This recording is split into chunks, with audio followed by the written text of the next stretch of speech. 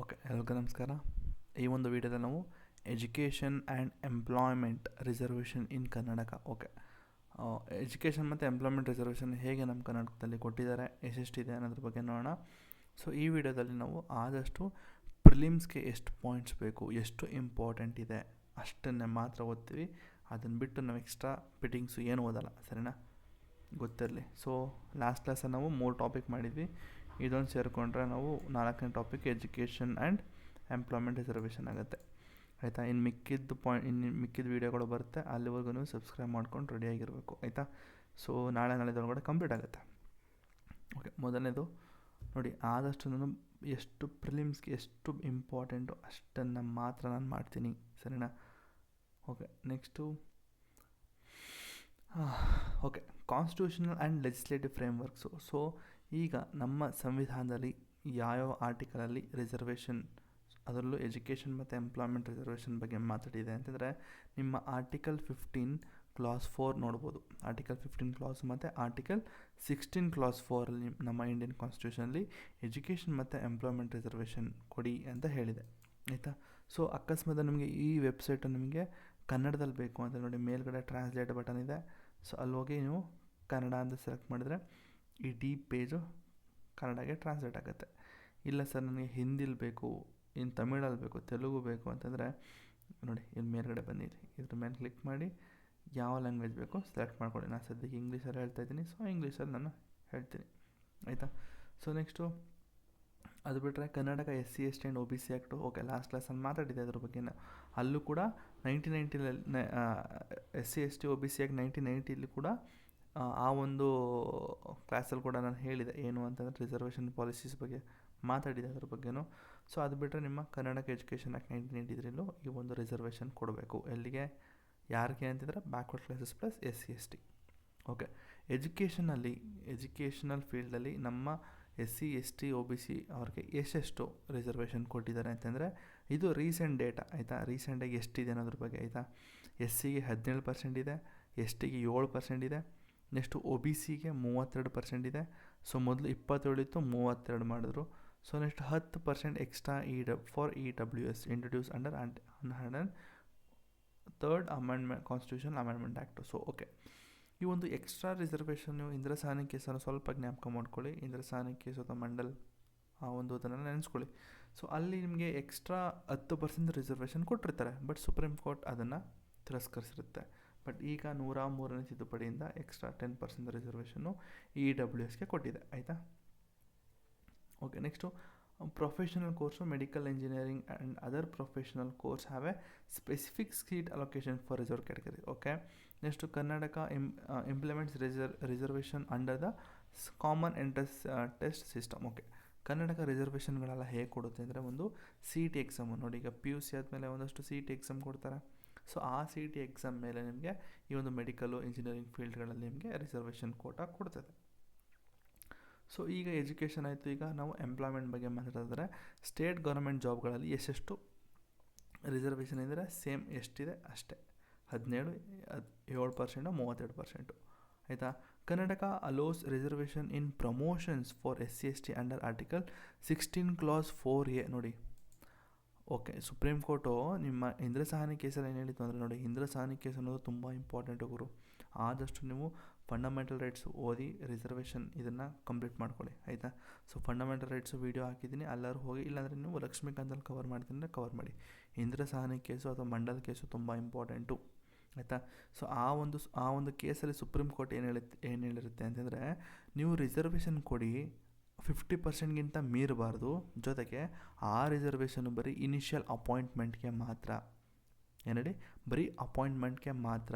ಅದು ಪ್ರಮೋಷನ್ಗೆ ಯಾವುದೇ ಕಾರಣಕ್ಕೂ, ಟ್ರಾನ್ಸ್ಫರ್ಗೆ ಯಾವುದೇ ಕಾರಣಕ್ಕೂ ಈ ಒಂದು ರಿಸರ್ವೇಷನ್ಗಳನ್ನ ತಗೊಳ್ಳೋ ಹಾಗಿಲ್ಲ. ಅಂದರೆ ರಿಸರ್ವೇಷನು ಬರೀ ಅಪಾಯಿಂಟ್ಮೆಂಟ್ಗೆ ಮಾತ್ರ ಸೀಮಿತ ಅಂತ ಸುಪ್ರೀಂ ಕೋರ್ಟ್ ಹೇಳುತ್ತೆ ಇಂದಿರಾಸಾನಿ ಕೇಸಲ್ಲಿ. ಅದಾದಮೇಲೆ ಅದೇನೇನೋ ತಿದ್ದುಪಡಿ ಮಾಡಿಕೊಂಡು SC STಗೆ ಮಾತ್ರ ಈ ಒಂದು ಪ್ರಮೋಷನ್ ರಿಸರ್ವೇಷನ್ನ ಕೊಡಿ ಅಂತ ಹೇಳ್ತು. ಅಂದರೆ ಅಪಾಯಿಂಟ್ಮೆಂಟ್ಗೂ ಮತ್ತು ಪ್ರಮೋಷನ್ಗೆ SC STಗಳಿಗೆ ರಿಸರ್ವೇಷನ್ ಕೊಡಿ ಅಂತ ಹೇಳಿದ ಯಾವ ಆರ್ಟಿಕಲು ಅಂತಂದರೆ, ನಿಮ್ಮ ಆರ್ಟಿಕಲ್ 44 ಆರ್ಟಿಕಲ್ ಕ್ಲಾಸ್ 4A. ಆಯಿತಾ? ಅದು ಗೊತ್ತಿರಲಿ. Next horizontal reservation. ಸೊ ಕೆಲವೊಂದು ರಿಸರ್ವೇಷನ್ ಹಾರಿಜಾಂಟಲ್ ರಿಸರ್ವೇಷನ್ಗಳಿದೆ, ಯಾವುದು ಅಂತಂದರೆ ವುಮೆನ್ಸು, ಆಯಿತಾ, ಪರ್ಸನ್ಸು, ಸೊ ಡಿಸಬಿಲಿಟೀಸು, PWD ಅಂತಾರೆ, ಇನ್ನಷ್ಟು ex service man and Kannada medium student, ಇದು ಗ್ರಾಮೀಣ ಅಭ್ಯರ್ಥಿಗಳಿಗೆ. ಸೊ ಇವೆಲ್ಲ ಒಂದಷ್ಟು ಹಾರಿಜಾಂಟಲು. ಸೊ ವರ್ಟಿಕಲ್ ಅಂತಂದಾಗ ಈ SC ST OBC ಕೊಡೋದು ಇದು ವರ್ಟಿಕಲ್ ಆಗಿರುತ್ತೆ. ಆ ಒಂದು SC ST ಒಳಗಡೆ ಇನ್ನೊಂದಷ್ಟು ರಿಸರ್ವೇಷನ್ಗಳು ಎಕ್ಸ್ಟ್ರಾ ಸಿಗ್ತದೆ ನಿಮಗೆ. ಅದರಲ್ಲೂ ವುಮೆನ್ಸ್ಗೆ, ಮಹಿಳಾ ಅಭ್ಯರ್ಥಿಗಳಿಗೆ, ಆಯಿತಾ, ನೆಕ್ಸ್ಟು ಅಂಗವಿಕಲತೆ ಇದ್ದವ್ರಿಗೆ, ನೆಕ್ಸ್ಟು ಎಕ್ಸ್ ಸರ್ವಿಸ್ ಮ್ಯಾನ್ಗಳಿಗೆ, ನೆಕ್ಸ್ಟು ಕನ್ನಡ ಮೀಡಿಯಂ ಗ್ರಾಮೀಣ ಅಭ್ಯರ್ಥಿಗಳು ಕೂಡ ಒಂದಷ್ಟು ಹಾರಿಜಾಂಟಲ್ ರಿಸರ್ವೇಷನ್ ಹೋಗುತ್ತೆ. ಆಯಿತಾ, ಕೇಳ್ಬೋದು ನಿಮಗೆ which one of the following are horizontal reservation includes ಅಂತ ಕೇಳಿದ್ರೆ ವುಮೆನ್ಸು ಬರ್ತಾರೆ, ಪರ್ಸನ್ಸು ಬರ್ತಾರೆ, person with disabilities, ex service mans and Kannada medium students ಅಂದರೆ ಗ್ರಾಮೀಣ ಅಭ್ಯರ್ಥಿಗಳು ಅಷ್ಟೇ.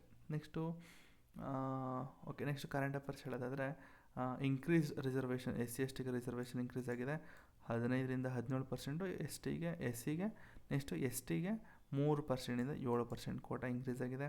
ನೆಕ್ಸ್ಟು EWS ಕೋಟಾ ಅದು ಕೂಡ 103 ತಿದ್ದುಪಡಿಯಿಂದ ಎಕ್ಸ್ಟ್ರಾ 10% ರಿಸರ್ವೇಷನ್ ಸಿಕ್ಕಿದೆ. Next new OBC categorisation, so Vokkaliga ಮತ್ತು ಲಿಂಗಾಯತ್ಸ್ಗೆ ಎಕ್ಸ್ಟ್ರಾ ಹೊಸದಾಗಿ ಹೊಸದಾಗಿ ಒಂದು ಕ್ಯಾಸ್ಟ್ ಹೆಸರು ಬಂದಿದೆ 2C and 2D ಅಂತ. ಸೊ ಅಲ್ಲೂ ಕೂಡ ಅದು OBC ಕ್ಯಾಟಗರೀಸಿಂದ ಹೊರಗಡೆ ಬಂದದ್ದು 2C ಮತ್ತು 2D ಅಂತ ಏನೋ ಮಾಡ್ಕೊಂಡಿದ್ದಾರೆ ಅನಿಸುತ್ತೆ. It is like sub categories ಅಂತ ಏನಾದ್ರು ಹೇಳ್ಬೋದು ಇದನ್ನು. Next private sector reservation proposal discussion initiated for introduction for reservation for SC ST in OBC in private sector employment. ಈಗ ಪ್ರೈವೇಟ್ ಸೆಕ್ಟರಲ್ಲೂ ಕೂಡ ಒಂದಷ್ಟು ರಿಸರ್ವೇಷನ್ ಕೊಡಿ ಅಂತ ಈಗ ರೀಸೆಂಟಾಗಿ ಏನೋ ಡಿಸ್ಕಷನ್ ಆಗ್ತಾಯಿದೆಯಂತೆ, ಆಗಲಿ ಬಿಡಿ, ಆಯಿತಾ. So next skill development scheme ಹೇಳೋದಾದರೆ Karnataka launch the skill connect portal to improve employability for reserve category youths. So extra ಒಂದಷ್ಟು ಚಾಲೆಂಜಸ್ಗಳು, ಇದು ನೀವು ಓದ್ಕೋಬೇಕು ಚಾಲೆಂಜಸ್ಗಳೇನಿದೆ, ಆಯಿತಾ. ಇದು ರೀಸೆಂಟ್ ಸ್ಕೀಮ್, ಅರಿವು ಸ್ಕೀಮ್, ಆಯಿತಾ. ಸೊ ರೀಸೆಂಟಾಗಿ ಯಾವುದು ಕರೆಂಟ್ ಅಫೇರ್ಸ್ ಕೇಳಿದ್ರೆ ಅರಿವು ಸ್ಕೀಮ್ ಬಗ್ಗೆ ಕೇಳ್ಬೋದು. It provides an educational loan for a backward class students pursuing a higher education. So higher education ಓದ್ತಾ ಇದ್ದಾರೆ ಅಂತಂದರೆ ಅವರು ಕೂಡ ಈ ಒಂದು ಅರಿವು ಸ್ಕೀಮಲ್ಲಿ ಒಂದಷ್ಟು ಎಜುಕೇಷನಲ್ ಲೋನ್ಗಳನ್ನ ಕೊಡ್ತಾರೆ. ಸೊ ನೆಕ್ಸ್ಟು ಗಂಗಾ ಕಲ್ಯಾಣ ಸ್ಕೀಮಲ್ಲೂ ಕೂಡ focus on improving a socio economic condition for SC ST students. So ಇಲ್ಲಿ SC ST ಸ್ಟೂಡೆಂಟ್ಸ್ಗಳಿಗೆ ಸೋಷಿಯೋ ಎಕನಾಮಿಕ್ ಕಂಡೀಷನ್ಗಳನ್ನ ನೋಡಿಕೊಂಡು ಅವ್ರಿಗೆ ಡೆವಲಪ್ಮೆಂಟ್ ಮಾಡೋದ್ರಲ್ಲಿ ಒಂದಷ್ಟು ಪ್ರೋಗ್ರಾಮ್ಸ್ಗಳನ್ನ ತರೋದೇ ಈ ಒಂದು ಗಂಗಾ ಕಲ್ಯಾಣಿ ಸ್ಕೀಮ್ ಆಗಿರುತ್ತೆ. ನೆಕ್ಸ್ಟು ಸ್ಕಾಲರ್ಶಿಪ್ಗಳು ನಾರ್ಮಲಾಗಿ ಪ್ರೈವೇಟ್ ಎಜುಕೇಷನ್ ಇನ್ಸ್ಟಿಟ್ಯೂಟ್ಗಳಿಗೆ ಹೋಗಲಿ ಅನ್ನೋ ಒಂದು ಕಾರಣಕ್ಕೆ ಈ ಒಂದು ಸ್ಕಾಲರ್ಶಿಪ್ಗಳು ಕೊಡ್ತಾರೆ. ಸೊ ಇಷ್ಟು ಬಂದು ನಿಮ್ಮ ಪ್ರಿಲಿಮ್ಸ್ ಪಾಯಿಂಟ್ ಆಗಿತ್ತು.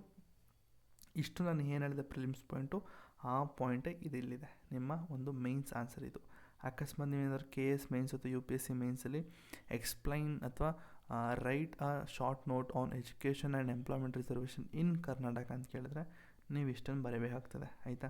ಸೊ ನಾನು ಇಲ್ಲಿ ಎಕ್ಸ್ಟ್ರಾ ಮೇನ್ಸ್ಗೆ ಬೇಕಾಗುವಂತಹ ಒಂದಷ್ಟು ಸ್ಕೀಮ್ಸ್ಗಳು ಹಾಕಿದ್ದೀನಿ ನೋಡಿ. ಎಕ್ಸಾಂಪಲ್ ವಿದ್ಯಾಸಿರಿ ಸ್ಕೀಮು, ಆಯಿತಾ, ಫ್ರೀ ಕೋಚಿಂಗು, ಆಯಿತಾ, competitive exam benefit of backward classes. So ಅದು ಬಿಟ್ಟರೆ ಏನಿದೆ ಕೌಶಲ್ಯ ಕರ್ನಾಟಕ, ಆಯಿತಾ. ಸೊ ಕೌಶಲ್ಯ ಕರ್ನಾಟಕಲ್ಲೂ ಇಲ್ಲೂ ಕೂಡ ಫ್ರೀ IAS IPS ಟ್ರೈನಿಂಗ್ಗಳು ಕೊಡ್ತಾರೆ ನೋಡಿ. ಸೊ ಅದು ಕೌಶಲ್ಯ ಕರ್ನಾಟಕ, ಅದ್ರ ಬಗ್ಗೆ ಹಾಕಿದ್ದೀನಿ. ಇಷ್ಟು ತಿಳ್ಕೊಂಡ್ರೆ ಸಾಕು ಗುರು, ಆಯಿತಾ. ನಿಮಗೆ ಎಕ್ಸ್ಪೆಕ್ಟೆಡ್ ಕ್ವಶನ್ಸ್ ಕೇಳಿದ್ರೆ ನಿಮಗೆ ಇದನ್ನು ಕೇಳ್ಬೋದು. ಆರ್ಟಿಕಲ್ 16(4)A ಇಂದ್ರಸಾನಿ ಕೇಸ್ ಕೇಳ್ಬೋದು, ಇಲ್ಲಾಂದರೆ ಹಾರಿಜಾಂಟಲ್ ರಿಸರ್ವೇಷನ್ ಯಾರ್ಯಾರು ಬರ್ತಾರೆ ಅಂತ ಕೇಳ್ಬೋದು. ಸೊ ಅದು ಬಿಟ್ಟರೆ ನೆಕ್ಸ್ಟ್ ಏನು ಕೇಳ್ತಾನೆ, 103rd amendment act 10% reservation for EWS. ಅದು ಬಿಟ್ಟರೆ ಇದನ್ನು ಕೇಳ್ಬೋದು, ಆರ್ಟಿಕಲ್ 15 clause 4, 16 clause 4. ಇಷ್ಟು ಬಿಟ್ಟರೆ ಅವನು ಆ ಕಡೆ ಈ ಕಡೆ ಏನು ಕೇಳಲ್ಲ ಅಂತ ನನಗನ್ಸುತ್ತೆ. ಸೊ ಇಷ್ಟು ನೋಡಿಕೊಂಡ್ರೆ ಸಾಕು. ಇನ್ನು ಎಕ್ಸ್ಟ್ರಾ ಏನಾದರೂ ಬೇಕು ಅಂತಂದರೆ ನೀವು ನನ್ನ ಒಂದು ಲಕ್ಷ್ಮೀಕಾಂತ್ ಸೀರೀಸ್ ಇದೆ, ಅಲ್ಲಿ ಹೋಗಿ ನೀವು ಫಂಡಮೆಂಟಲ್ ರೈಟ್ಸ್ನ ಕವರ್ ಮಾಡಿಕೊಂಡ್ರೆ ಸಾಕು, ಆಯಿತಾ. ಸೊ ಇಷ್ಟೇ. ಸೊ ನೆಕ್ಸ್ಟ್ ಕ್ಲಾಸಲ್ಲಿ ನಾನು ಯಾವ್ದು ಮಾಡಬೇಕು, ನೆಕ್ಸ್ಟ್ ಕ್ಲಾಸಲ್ಲಿ government of India reservation for economically weaker section ನೋಡಿ, 10% reservation 103rd amendment act. So ಅದ್ರ ಬಗ್ಗೆ ಮಾತಾಡೋಣ, ಆಯಿತಾ.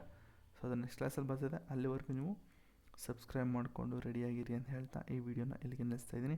ಅಕಸ್ಮಾತ್ ನೀವೇನಾದರೂ ಈ ವೆಬ್ಸೈಟಿಗೆ ಬಂದು ನೀವೇನಾದರೂ ಓದ್ತೀನಿ ಅಂತಂದರೆ ಇಲ್ಲಿ ಒಂದಷ್ಟು ಆ್ಯಡ್ಸ್ಗಳು ಪಾಪಪ್ ಆಗುತ್ತೆ, ಸರಿನಾ. ಆದಷ್ಟು ಆ್ಯಡ್ಸ್ಗಳನ್ನ ಕ್ಲಿಕ್ ಮಾಡಿ ಅಂತ ಹೇಳ್ತಾ ಒಂದಷ್ಟು ನನಗೂ ರೆವೆನ್ಯೂ ಜನ್ರೇಟ್ ಆಗುತ್ತೆ, ಸರಿನಾ. ಒಂದು ಪರ್ ಕ್ಲಿಕ್ಕು 20 ಪೈಸೆ, ಒಬ್ಬೊಬ್ಬರು ಒಂದು 3 ಕ್ಲಿಕ್ ಮಾಡ್ರಪ್ಪ ಸಾಕು, ಆಯಿತಾ. ಅಂತ ಹೇಳ್ತಾ ಈ ವಿಡಿಯೋನ ಇಲ್ಲಿಗೆ ನಿಲ್ಲಿಸ್ತಾ ಇದ್ದೀನಿ. Thank you.